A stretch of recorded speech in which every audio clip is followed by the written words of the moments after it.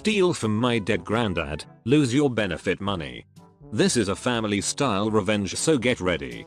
My granddad had lived down the road from us since before I could remember. He would always play with me and my sister when my mum had to work, and I thought of him as my second father.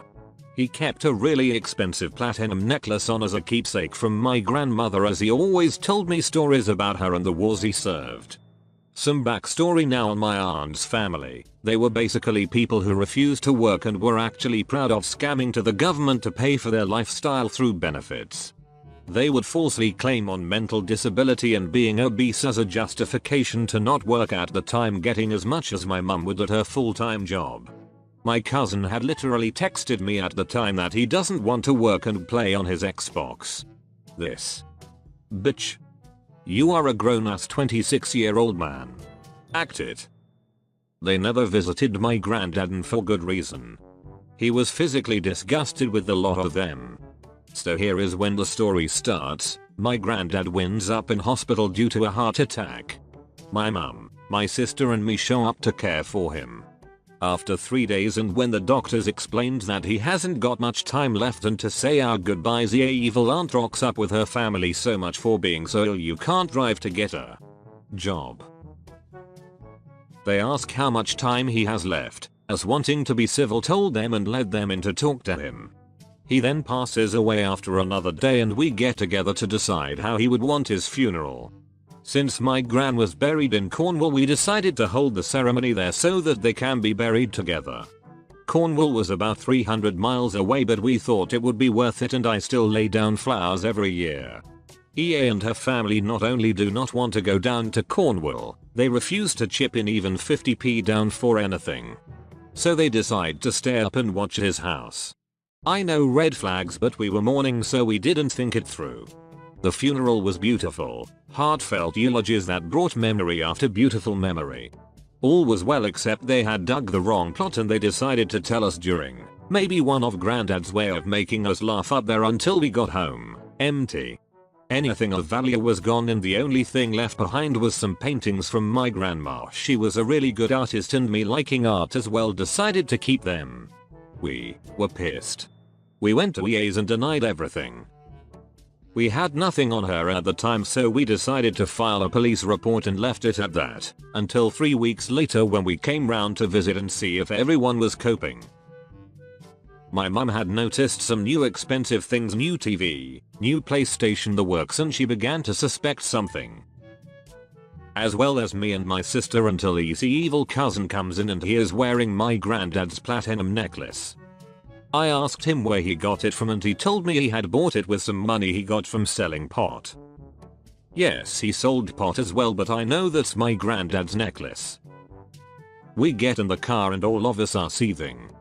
They are no longer family. We needed revenge. The revenge time. Now, I mentioned before that they had been falsifying their medical records so that received benefits from the government.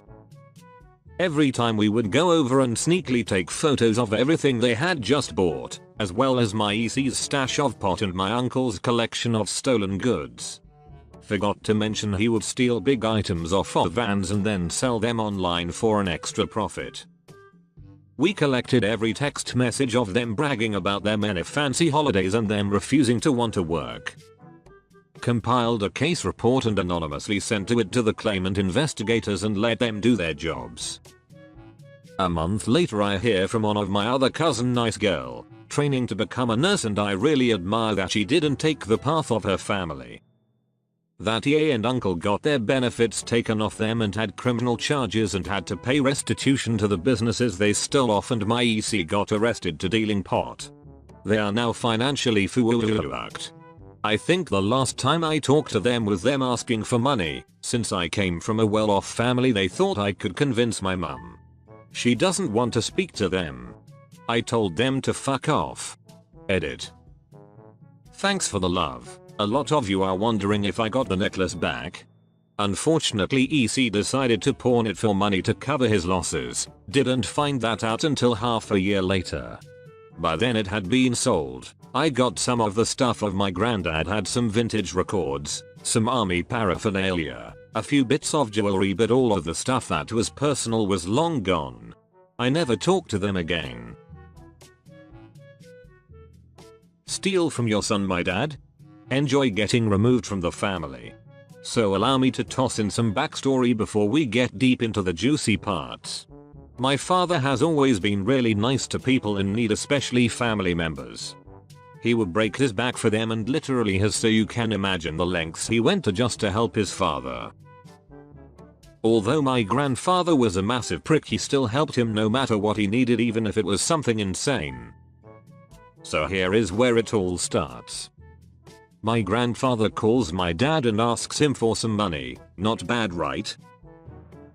Just like $100 or $200 to repair his house. No big deal. A week later he calls him back for some more money, but this time in a much larger amount. About $2,000.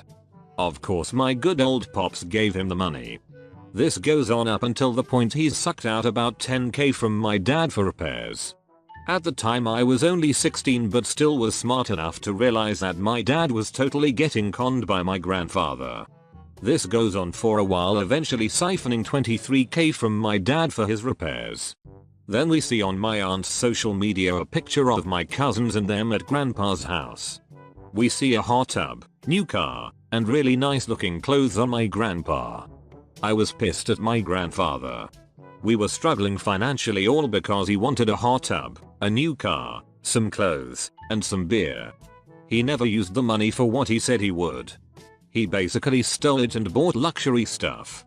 This is where I decide to get my revenge. My dad didn't want to tell any of our family members because he believed he would get paid back eventually. I wasn't having any of it. This man's probably fucked up my Christmas by sucking out all that money. I am not letting this slide. So I decide to take it upon myself and message every single family member with a sob story, making it seem like we were way more poor than we were by pulling everything out of our cabinets but some chips and a bag of goldfish and taking a picture of the barren wasteland. And at the time I lived in a room we built out of our garage. It looked pretty shitty, but honestly I thought it was dope. But since it looked so bad I took a picture of that as well, claiming it was run down. We couldn't afford repairs for my room, and my parents' room looks even worse. Of course they were all pissed when I sent this and all trashed him over the phone. Some went to his house and harassed him over it. After the shitty sob story I threw together, they completely ignored his existence and went about their lives.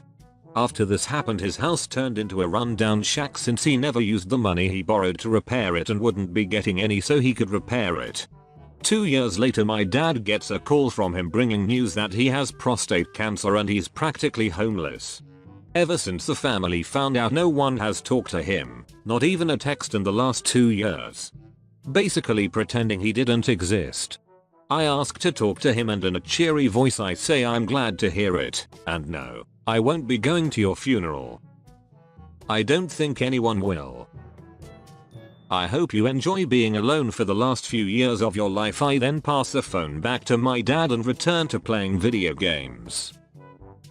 Not too sure if that was a bit much since he's probably dead now and died alone. I honestly don't know because I don't care. But if you fuck with my dad we have a problem, and I won't let it slide. Harass kids? Lose over 1,000 and have your kids taken away.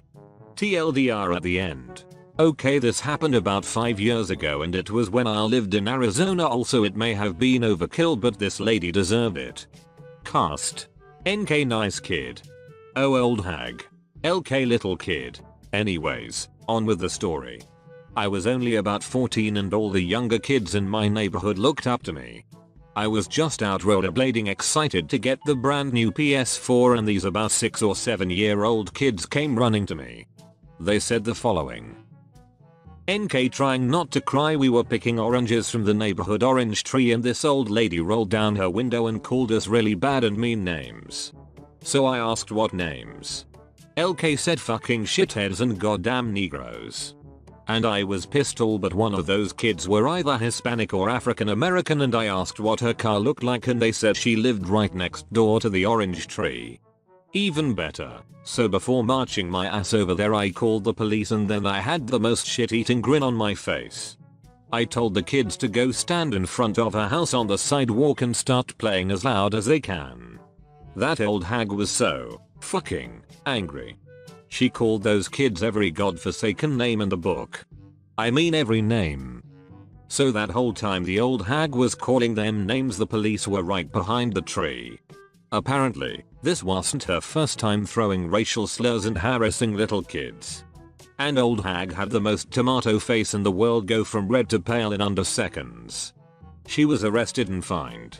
Technically she wasn't fined, the $1,000 was the bail, but yes, she did still have her kids taken away by CPS. All I know about her today is that she got arrested again a couple months later while calling her African American officer a Negro. TLDR. Old hag was racist. She got in trouble and had her kids taken away.